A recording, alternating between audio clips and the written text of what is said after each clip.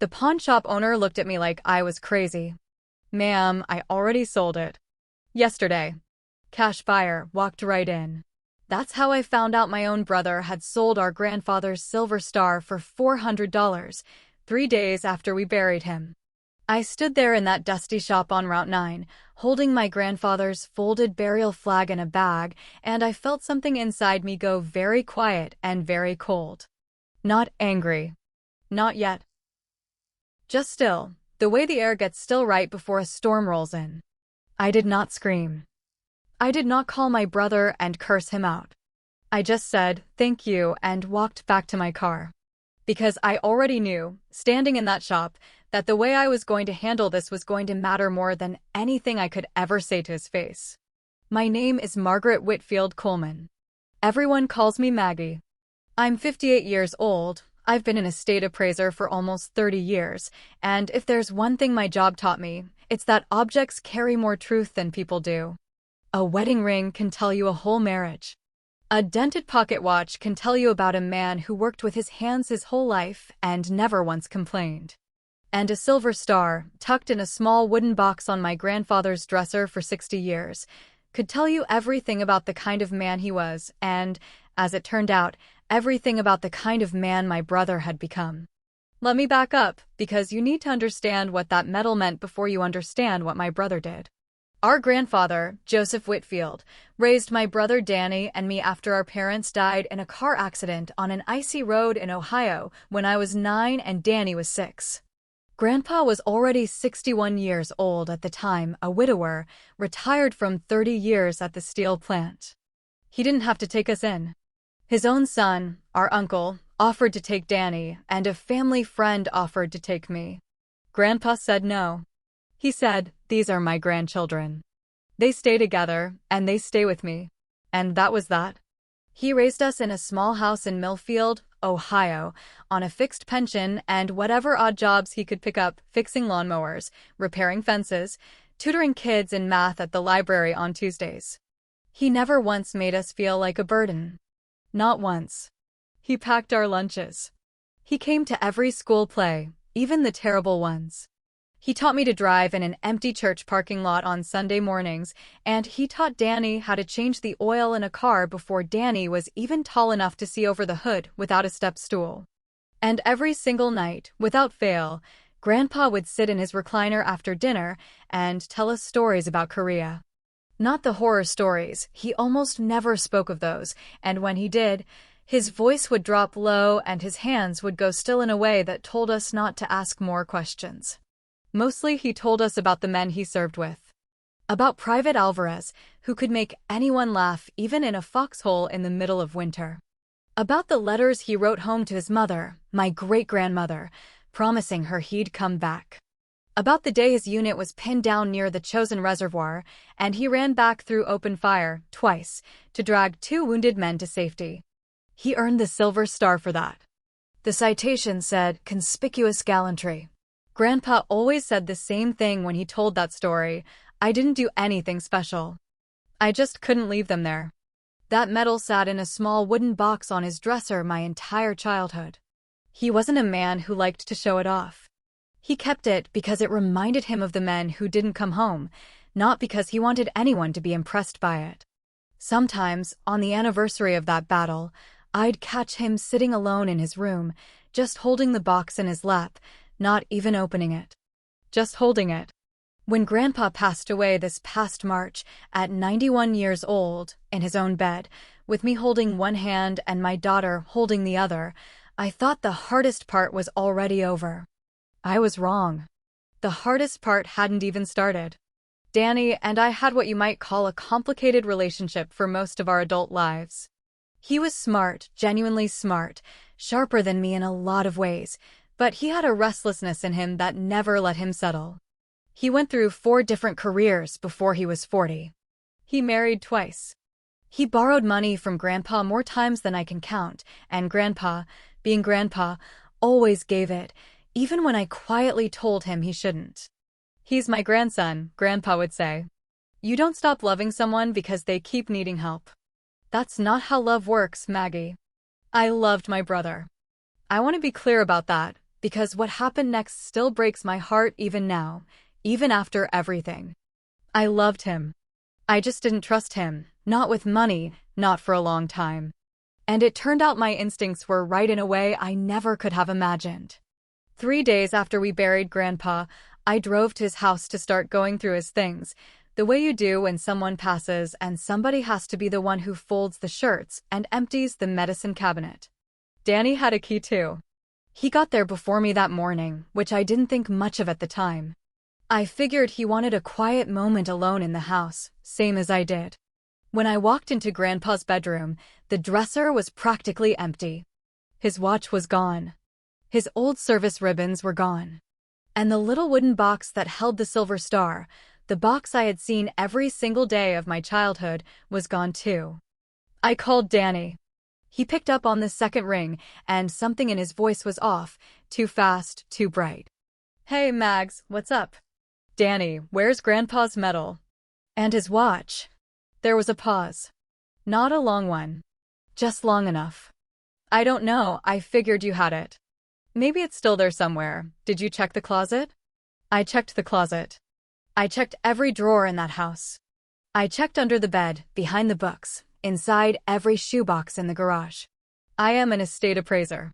Searching through a house for missing valuables is quite literally my job, and I know how to do it thoroughly. Nothing. It was gone, and so was the watch, and so were 3 of Grandpa's old silver dollars he kept in a coffee tin. That night I couldn't sleep. Something in my gut told me the truth before my brain would let me believe it. Around 11 o'clock, I got in my car and drove the 20 minutes to the pawn shop on Route 9, the one Danny had used before, years ago, during a rough stretch with his second wife. I remembered him mentioning it once, half joking, the way people joke about things they're ashamed of. The owner, a heavy-set man named Gary, was closing up, but he let me in when I told him I was looking for a family item, a war medal, possibly sold in the last few days. He pulled it up on his computer without much hesitation.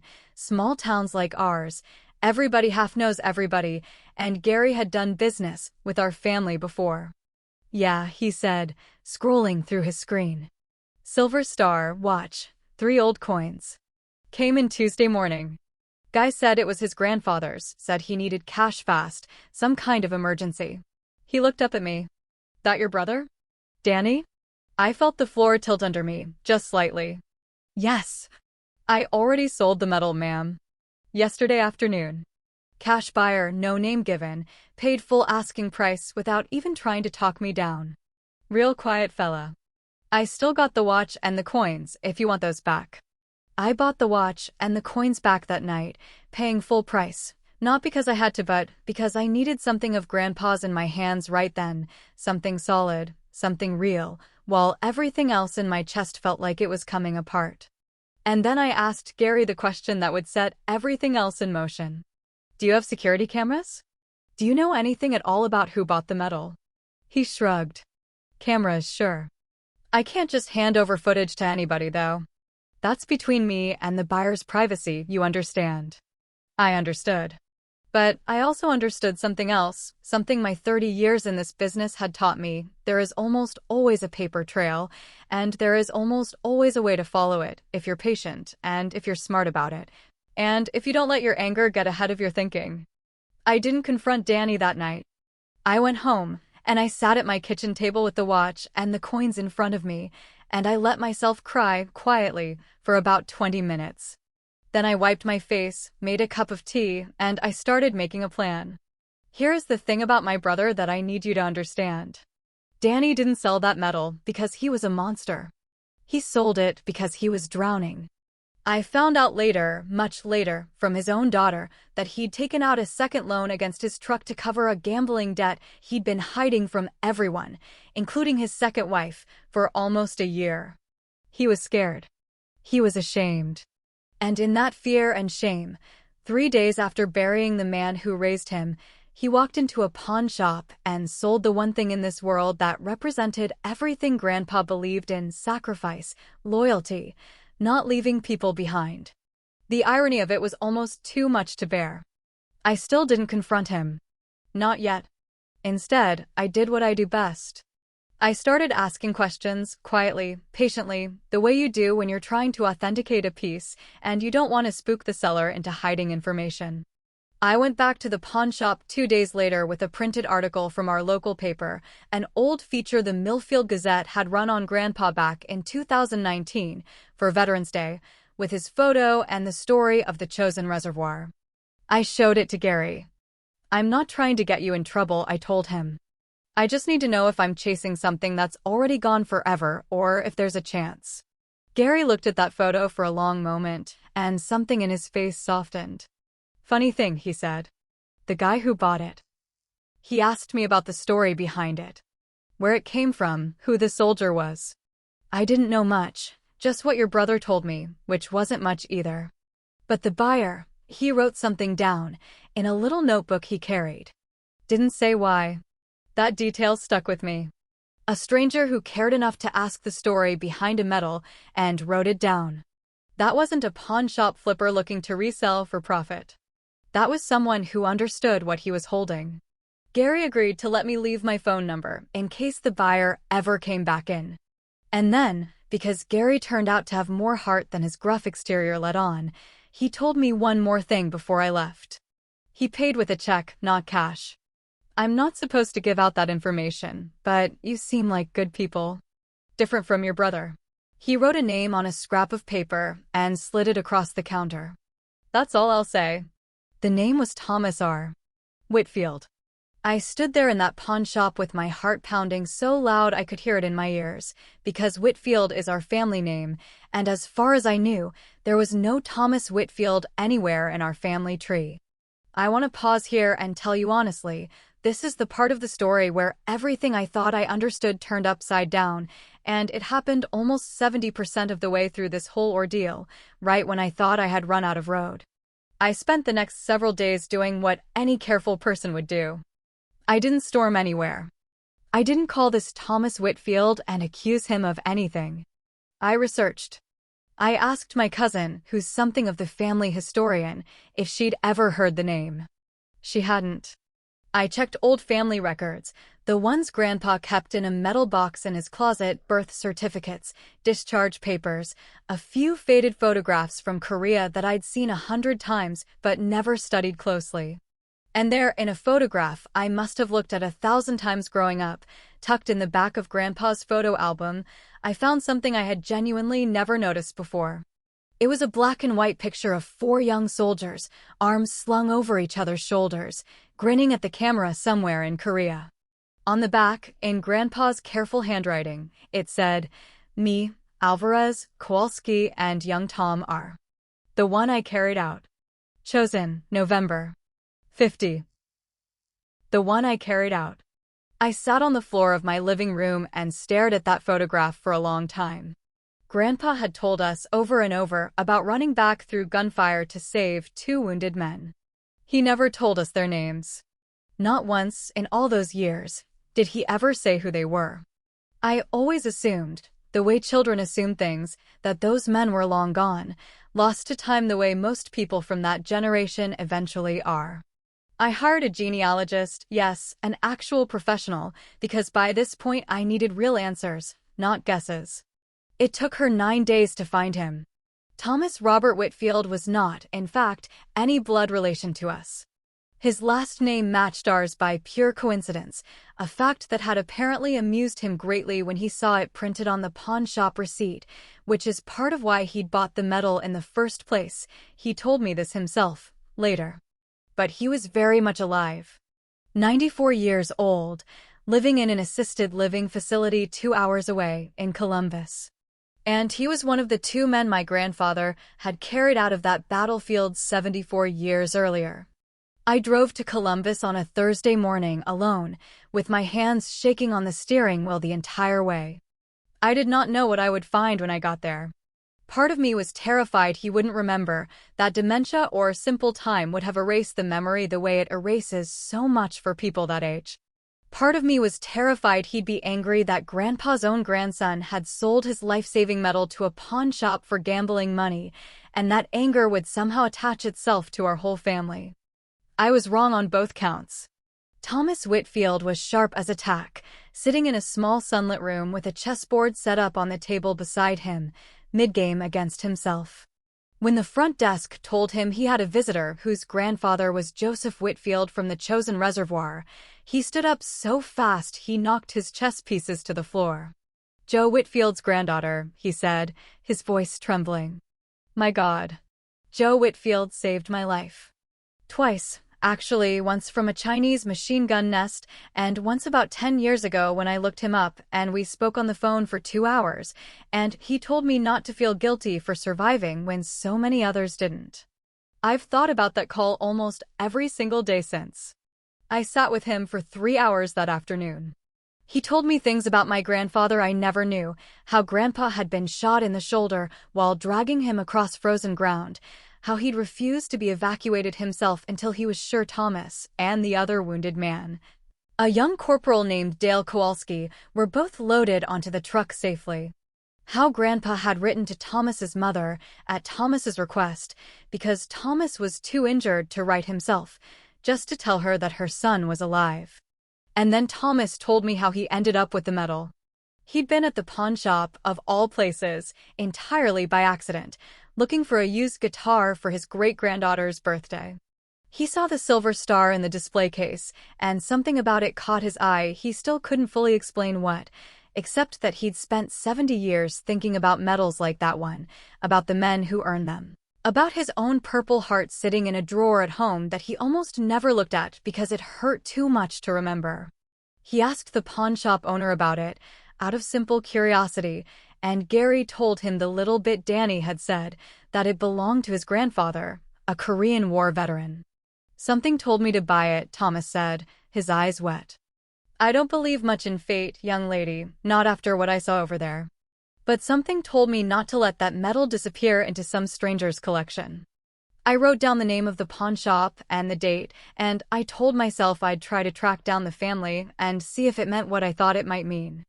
I never imagined it would lead me to Joe's own granddaughter, sitting right here in my room. I asked him if he still had it. He walked, slowly, to his dresser, opened the top drawer, and pulled out a small wooden box. Not the original box, that one Danny had apparently kept, small mercy, but a new one Thomas had bought specifically to hold it properly, lined with soft blue felt. He held it out to me with both hands, the way you'd hand someone something sacred, because that's exactly what it was. "I don't need this," he said. "I have my own memories of your grandfather. What I need is for it to go back to the family it belongs to. That's worth more to me than any medal ever could be." I want to tell you I broke down completely in that room, and I did a little. But mostly what I felt, sitting there holding that small wooden box, was something I hadn't expected. Not just grief. Not just relief. A strange, quiet clarity about exactly what I needed to do next, and how I was going to do it, and why doing it the right way mattered more than doing it the fast way. I did not go straight to Danny's house and throw that medal in his face. I thought about it, believe me, I thought about it. But Grandpa didn't raise me to solve things with cruelty, even when cruelty is deserved. He raised me to solve things with truth, laid out plainly, in front of the people who need to see it. Our family had already scheduled a gathering for the following month, the unveiling of Grandpa's headstone, along with a small memorial dinner afterward at my house. The kind of thing families do about 6 weeks after a funeral once the initial shock wears off and everyone's ready to sit together and actually talk. Aunts, uncles, cousins, Danny and his 2 kids, my daughter and her husband. 18 people, all told. In the weeks leading up to it, I did 3 things, calmly and carefully, one at a time. First, I met with Grandpa's estate lawyer, a longtime family friend named Robert Eskew, and reviewed the will in detail. Grandpa had left his house and the bulk of his savings split evenly between Danny and me, as expected. But there was also a smaller, specific clause I'd forgotten about, added when he updated the will 4 years earlier, a clause stating that his war medals, ribbons, and personal military effects were to go specifically to whichever grandchild demonstrates they understand what they represent, with me named as executor to make that determination, since Grandpa, in his wisdom or perhaps his premonition, apparently suspected this exact situation might someday arise. Robert confirmed it was fully enforceable. Danny, legally, had never even had the right to touch that metal in the first place. Second, I asked Thomas Whitfield if he would be willing to write a short letter, in his own words, about what my grandfather had meant to him and about how the metal came back into our family's hands. He agreed without hesitation. He also asked, quietly, if he might be allowed to attend the memorial dinner himself. I hadn't even considered asking, assuming the drive and his age might make it too much. He insisted. Third, and this was the part that took the most restraint, I said nothing to Danny at all. Not one word. I let him believe, for those 6 weeks, that the metal was simply gone, lost to some anonymous buyer, never to be seen again. I let him carry that weight himself, quietly, without me adding to it. I am not proud to admit there was a small part of me that wanted him to sit with that guilt a while longer before the truth came out. But mostly, I simply didn't trust myself to speak to him calmly yet, and Grandpa always said, "Don't open your mouth until you know you can control what comes out of it." The day of the memorial dinner arrived warm and clear, one of those late spring afternoons that felt almost too gentle for what was about to happen. Everyone gathered in my backyard, folding tables covered in tablecloths, Grandpa's favorite dishes laid out the way my aunt always made them for his birthday. Danny arrived a little late, a little tense, hugging people a little too tightly, laughing a little too loud. Guilt does that to people. It makes them perform normalcy like an actor who hasn't quite learned his lines. Around 6 o'clock, once everyone had eaten and the conversation had softened into that comfortable murmur families fall into after a good meal, I stood up at the head of the table and asked for everyone's attention. "I want to tell you all a story," I said. About Grandpa, and about a promise he made 74 years ago that none of us knew about until very recently. I told them about the chosen reservoir. I told them about the 2 wounded men. I told them, carefully, without raising my voice, about walking into Grandpa's room 3 days after the funeral and finding his medal gone. I watched Danny's face change, watched the color drain out of it in real time, watched his hands go still on the table in front of him. I did not accuse him directly. Not yet. I simply told the truth in order, the way it happened. The empty dresser. The pawn shop. Gary's records. The name on the receipt. And then I told them about Thomas. At that exact moment, my daughter opened the side gate, and Thomas Whitfield walked slowly into the backyard, leaning on his cane, wearing a blazer with his own service ribbons pinned neatly to the chest, a small wooden box held carefully in his other hand. You could have heard a pin drop in that yard. I introduced him. I let him tell his own story, in his own words, about the day my grandfather carried him across a frozen battlefield under enemy fire, and about the phone call 10 years later that helped him finally forgive himself for surviving when so many others hadn't. I watched my aunts cry. I watched my cousin sit in stunned silence. And I watched my brother, sitting at the far end of the table, staring down at his plate, unable to lift his eyes to meet anyone's. When Thomas finished, he walked over to me, and in front of every single person in that yard, he placed the wooden box in my hands. "Your grandfather's silver star belongs with the family that understands what it means," he said. "I believe that family is you." I could have stopped there. Honestly, that moment alone would have been enough. The truth was out, the medal was home, my brother's shame was sitting plainly on his face for everyone to see, with no need for me to say another word. But there was one more thing I needed to say, not out of cruelty, but because I owed it to Grandpa, and I owed it to myself, and strangely enough, I owed it to Danny too. I walked down the table and stood across from my brother. The whole yard had gone quiet, waiting. "Danny," I said, gently, "I'm not going to yell at you. I'm not going to make a scene, and I'm not going to bring this up again after tonight, in front of the family or otherwise. But you need to hear this once, clearly. Grandpa spent his whole life not leaving people behind, even when it cost him something. Even when it hurt him. You left him behind the second it got hard, 3 days after we put him in the ground. That's not who he raised us to be. Danny's eyes were full of tears by then, his shoulders shaking. Maggie, I was drowning. I didn't know what else to do. I'm so sorry, I never should have. I know, I said, and I meant it. And I'm not telling you this to punish you. I already spoke with Robert.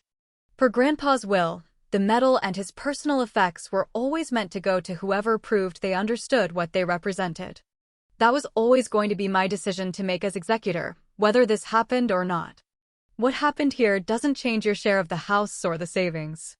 Grandpa loved you too much for me to take that from you.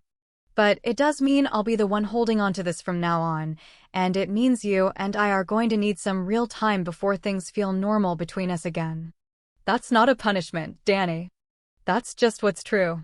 He nodded, unable to speak, and reached out and hugged me, and I let him, because that's what Grandpa would have wanted, and because holding on to anger forever isn't the same thing as holding people accountable.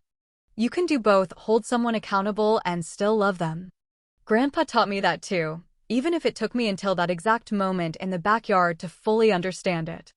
Thomas Whitfield stayed for coffee afterward and told stories about Grandpa until it got dark, stories none of us had ever heard, stories that made Grandpa feel, for one more evening, like he was sitting right there at the table with us. Danny's daughter, my niece, came up to me quietly before they left and told me she'd never been prouder of anyone than she was of me that night, watching how I'd handled it. I told her the truth. I wasn't trying to be anyone's hero. I was just trying to be the person Grandpa raised me to be.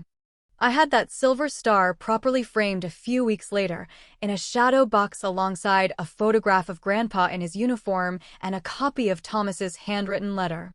It hangs in my living room now, exactly where visitors can see it when they walk in, exactly where Grandpa's memory belongs, not hidden away out of anger, not locked in a drawer out of bitterness, but honored, openly, the way he honored the men he served with for his entire life.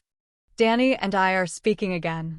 It's not the same as before, and maybe it never will be completely, but he calls now, every Sunday, just to talk, no agenda, no requests for money. Last month he told me he'd been going to meetings for his gambling, 6 months sober from it now, and that he visits Thomas Whitfield sometimes on weekends, bringing him groceries, sitting and listening to his stories, trying, in his own quiet way, to make something right that he broke. I think about Grandpa a lot these days, more than I expected to, mostly in ordinary moments, making coffee, driving past the old pawn shop, hearing an old war song on the radio. I think about what he always said, that you don't stop loving someone because they need help. That's not how love works. I think he'd be proud of how this whole thing turned out, not because his medal came home, though I know that mattered to him more than anything, but because in the end, none of us left anyone behind. Not really. Not for long. That, I've come to believe, was always the real inheritance he left us. Not the house, not the savings, not even the medal itself. Just that one simple, difficult, unshakable idea: you don't leave people behind, even when they've made it hard to want to carry them. Especially then.